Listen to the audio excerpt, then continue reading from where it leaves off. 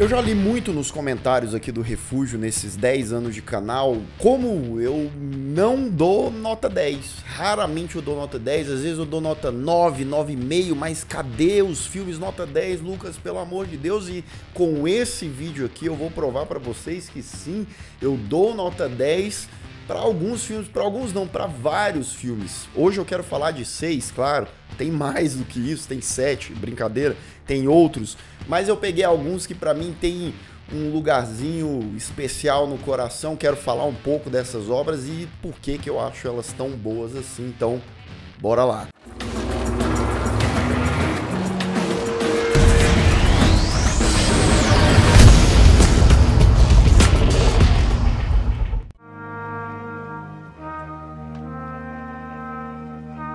Sejam todos muito bem-vindos a mais um Refúgio Cult, meus amigos, hoje para pedir licença para vocês e falar sobre os meus filmes nota 10 ou 6 filmes que eu realmente gosto, tenho um carinho, que eu não acho apenas um primor técnico, aquela coisa, não, esse filme é... Eu tenho cada vez mais me desapegado dessas coisas técnicas, eu sei que sim, é importante você ter um filme bem feitinho e tal, mas tem muito mais que isso em um filme, né? Tem muito mais de significado, de mensagem, seja no visual, seja na proposta, em várias camadas, né? E o primeiro filme que pra mim é uma nota 10 e que eu tô devendo um vídeo só pra esse filme, ó, há muito tempo, e eu vou pagar em breve isso, é O Labirinto do Fauno, do Guillermo del Toro, dirigido e escrito por ele. Um filme hispano-mexicano-americano, lançado em 2006, sim, O Labirinto do Fauno já vai fazer 20 anos de existência, como o tempo passa rápido. A quantidade de vezes que eu já vi esse filme não é brincadeira. O Lucas, adolescente, assistindo ali pelas primeiras vezes, em 2006, 2007, eu ficava encantado com esse filme e ainda me encanto das últimas vezes que eu assisti. Eu não acho um Guillermo del Toro um daqueles cineastas quase que intocáveis, perfeitos, o cara dirige obra-prima, não. Tem muita coisa do Guillermo del Toro que eu não gosto tanto assim. Tem outras que eu gosto sim, eu acho que ele tem autoralidade, ele sabe fazer filmes bonitos, mas eu acho que o magnus opus do Guillermo del Toro, sem dúvidas, é O Labirinto do Fauno. Todo aquele contexto da Ofélia, a menininha, protagonista, na Espanha de 1944, sendo regida ali por um governo ditatorial, numa época de guerra, né, de caos, conflito, tristeza, milhares e milhares de mortes, né? Então Ofélia, junto com a sua mãe que tá doente, que tem um relacionamento com um oficial lá importante do exército, um cara extremamente cruel, extremamente maléfico, né? É um daqueles típicos vilões que você ama odiar, porque, pelo amor de Deus, no meio dessa tristeza de guerra, né, de um cenário, você fica imaginando uma criança, né, a inocência no meio desse cenário. Então, digamos que o refúgio, olha só, de Ofélia, é no lúdico, é no sobrenatural, é no encontro dela com o fauno, é em relação às 3 tarefas que Ofélia tem que realizar para quem sabe se tornar imortal, para quem sabe ver uma fuga, enxergar uma fuga daquela situação caótica da realidade, né? Então é algo poético, é algo que, falando assim resumidamente, parece simples, mas a maneira como Guillermo del Toro coloca isso em tela, o mundo mágico e o mundo real cruel que ele bota, né? O equilíbrio para mim é perfeito, sabe? E um filme que tem inúmeros momentos marcantes, né? Você pode falar do sapo, você pode falar do fauno, você pode falar do vilão do filme extremamente cruel, você pode falar do drama da Ofélia com a mãe dela, você pode falar do final inesquecível e marcante, e a gente pode lembrar, claro, do momento ali inesquecível também do Homem Pálido, né? Que pra mim é uma das cenas, se não a melhor cena do filme, o que eu cagava de medo disso, meu amigo, não é brincadeira. A performance do Doug Jones, que aí trabalhou com Guillermo del Toro várias vezes, tanto como o Homem Pálido, quanto também o Fauno, né? A Ivana Baquero, que faz a Ofélia, manda muito bem também, mas a maldade do personagem interpretado pelo Sergi Lopes é um negócio que dá frio na espinha até hoje. Então, sim, meus amigos, O Labirinto do Fauno para mim é nota 10. Deixa aqui nos comentários se você quer, de fato, você acha, Lucas, merece um vídeo só para ele em breve aqui no canal. Deixa aqui embaixo. Nada, absolutamente nada. O número 2, que para mim é nota 10, é dele, hein? Falei sobre ele esses dias aqui no canal, que é Cidade dos Sonhos, do David Lynch. Lançado em 2001, um épico surrealista, um thriller, mistério, dramático aí, com várias nuances, né? Um filme com 2 horas e meia para deixar sua cabeça explodindo, borbulhando. Não necessariamente você terá todas as respostas do mundo nesse filme e você nem precisa. Muitas vezes, isso não vale só para Cidade dos Sonhos, mas para vários outros filmes, as perguntas, elas são muito mais interessantes, muito mais importantes do que as respostas. E eu acho que a filmografia do David Lynch fala muito sobre essas perguntas, fala muito sobre jogar num vazio, né, coisas surreais, coisas estranhas, coisas desconfortáveis, mas que intrigam bastante. Aqui a gente tem uma jovem aspirante atriz feita pela Naomi Watts, que depois desse filme estourou em Hollywood, né, e ela vai para Hollywood tentar seguir o seu sonho. No meio dessa jornada, ela encontra uma outra mulher misteriosa que perdeu a memória, que foi quase morta, e aí ela precisa se envolver com essa mulher para entender esse mistério, para tentar ajudar aquela moça, porque as coisas vão parecendo cada vez mais perigosas. E não só isso, né?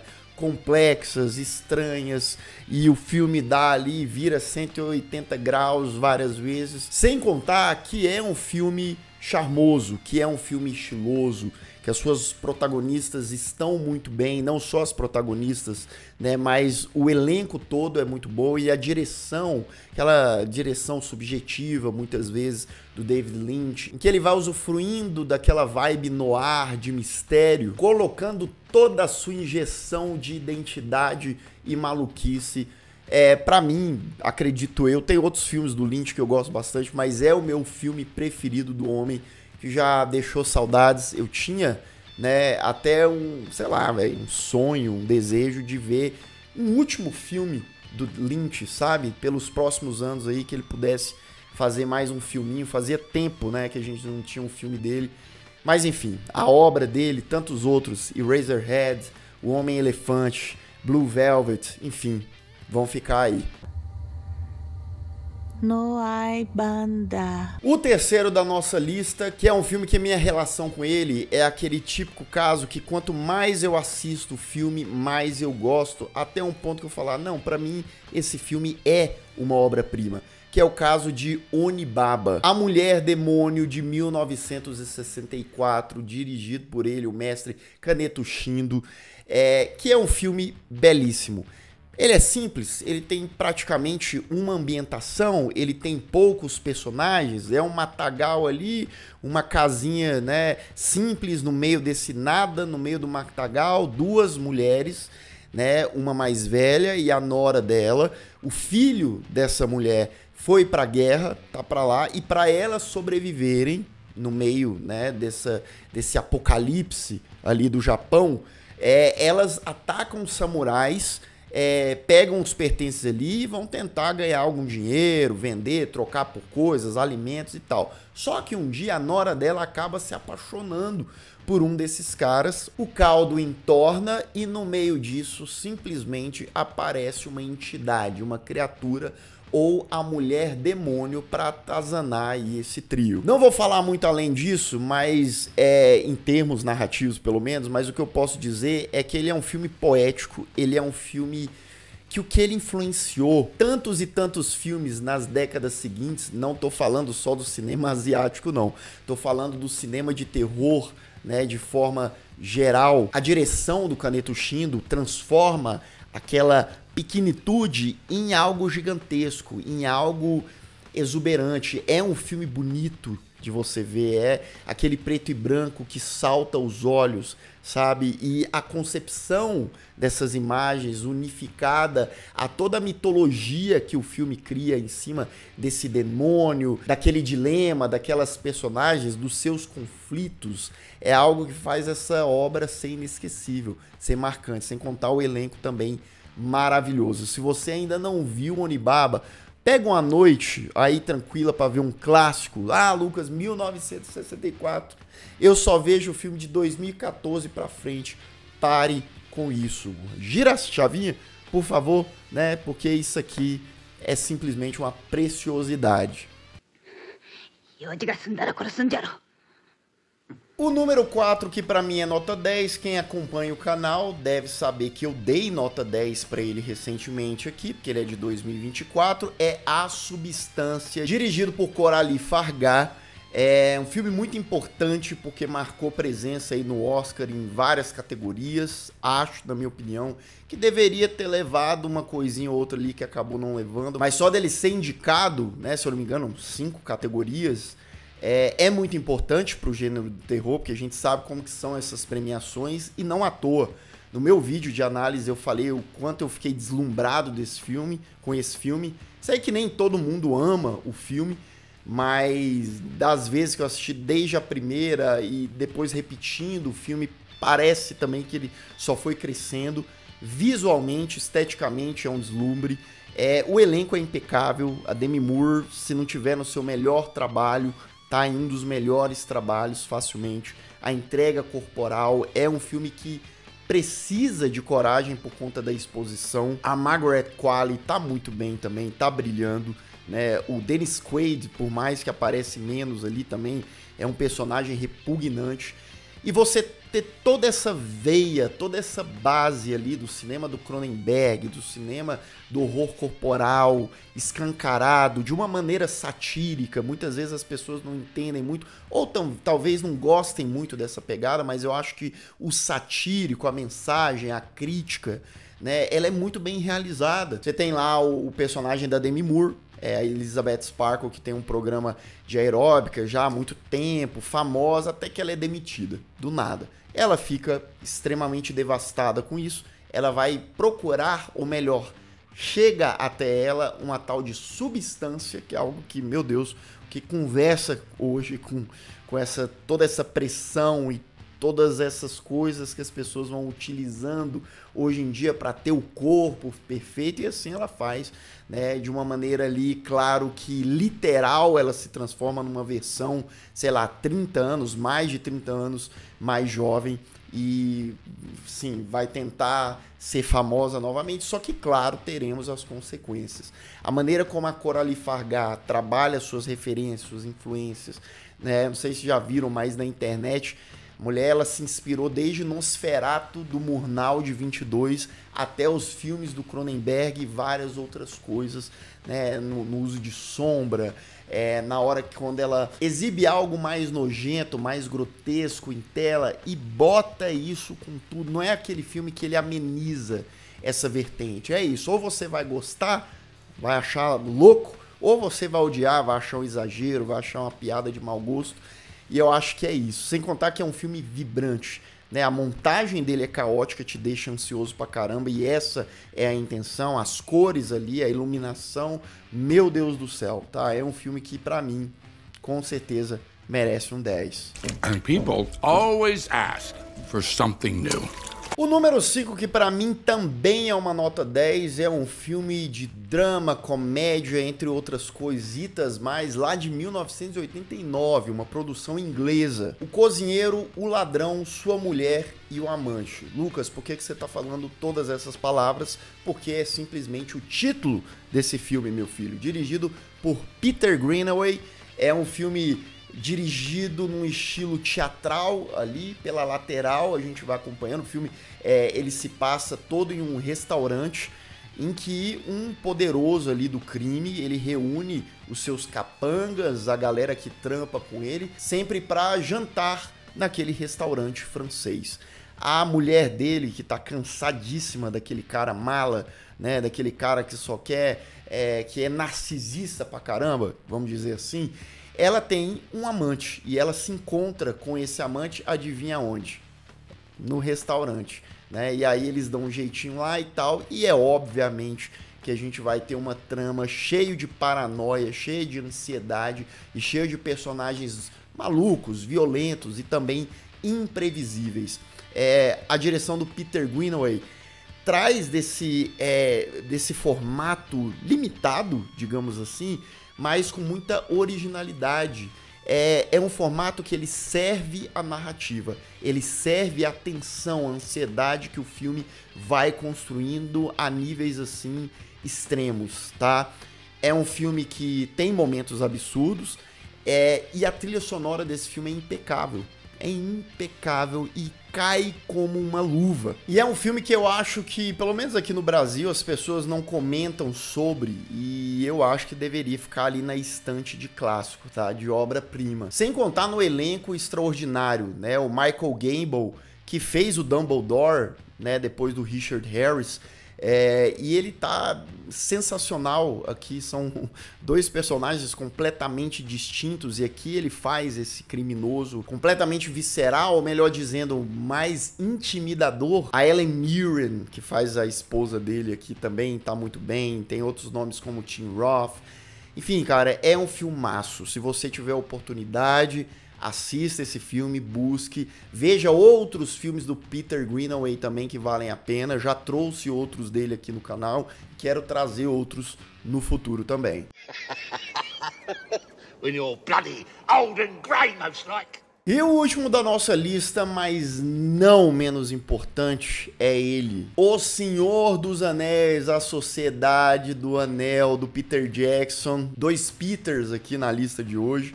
Sim, pra mim, o primeiro filme é uma nota 10. Os outros filmes também beiram a perfeição. Mas esse filme aqui eu tenho uma conexão com ele muito grande, que vem desde o Lucas de 10 anos de idade vendo esse filme ali com a mãe dele, lá em Goiânia, num cineminha de centro. E eu saí simplesmente embasbacado do cinema. Eu saí... Esse é o tipo de filme que transforma a vida do moleque, do adolescente, do homem, seja lá quem for. Então a experiência que eu tive com O Senhor dos Anéis, A Sociedade do Anel, no cinema aos 10 anos de idade, me fez muito, sabe, amar isso que eu amo hoje, que são os filmes, que é a sétima arte. E o Peter Jackson fez o maior trabalho da vida dele nessa trilogia, né? Pra mim, o Hobbit, a trilogia do Hobbit, não chega nem aos pés do que ele alcançou aqui, porque é aquilo, é um misto de captar muito bem a essência da obra original do Tolkien, né? A escala que ele consegue fazer com esses filmes, deixando aqueles personagens marcantes, deixando aquela aventura épica, seja na trilha sonora, seja nas guerras, seja na aventura, seja no drama dos personagens, no sofrimento dos personagens, né? Eu vou falar a premissa aqui, não é possível. Se você nunca viu O Senhor dos Anéis, pelo menos você deve conhecer, né? Basicamente é o Frodo querendo queimar o anel, né? Lucas, o que você quer? Não, mas é isso, né? Ele recebe ali do tio dele um outro hobbit, esse anel, que é um anel extremamente poderoso, que é o anel mais cobiçado da Terra-média, e o molequinho, o hobbit, precisa correr e levar esse artefato até Mordor para acabar com ele, mas não será uma jornada, um caminho nada fácil, e ele vai precisar de ajuda, seja de humanos, de elfos, de magos e também as criaturas, os orcs e etc., os demônios que vão aparecer aí no meio do caminho, né? As aranhas gigantes, entre vários outros, não serão brincadeiras. Só de estar falando aqui sobre esse filme com vocês, eu já tenho vontade de assistir de novo, porque faz uns anos, tá, que eu não revejo O Senhor dos Anéis, e quero corrigir isso em breve. Outro filme que dessa lista, dos 6, 4 eu já fiz vídeo pra eles, tá faltando O Labirinto do Fauno, e tá faltando O Senhor dos Anéis, A Sociedade do Anel. Também deixa aqui nos comentários. Lucas, não precisa, deixa pra lá. Lucas, sim, eu quero. Aí a gente destrincha mais todos esses detalhes, mas pra mim, definitivamente, é um filme nota 10. Então é isso, meus amigos. Tá aí, ó, 6 filmes que pra mim, sem pestanejar, são filmes que atingem ali o status de obra-prima. Pra mim, tá? Isso varia muito e tal. Como eu disse, tem outros filmes. Quem sabe aí no futuro também eu não faça outras listas, porque sim, o pessoal me cobra. Cadê os filmes nota 10 aí? Porque eu só vejo você dando 9, 8, 7. Parece até que eu sou um cara sem amor no coração. Mas não é isso, gente. É porque nota 10 também, convenhamos, né? Tem que ser aquele filme mais especial, tem que ser aquele filme que realmente mexe com a gente. Se a gente distribuir 10 para tudo, qualquer filme que tem por aí, perde um pouco.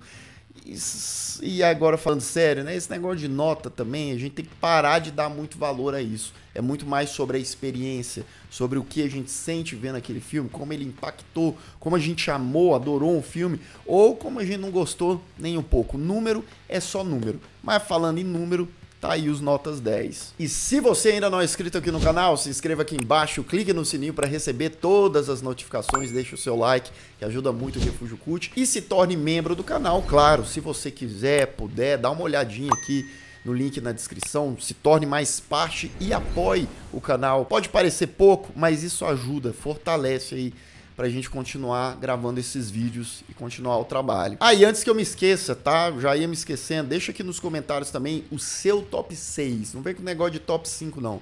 Os seus top 6 filmes que você também dá nota 10. Agora sim, eu vou ficando por aqui. Caso você tenha perdido os últimos vídeos do canal, ó, estão aparecendo bem aqui do meu lado. É só clicar e assistir caso o YouTube não tenha te mandado. Um grande abraço e até mais.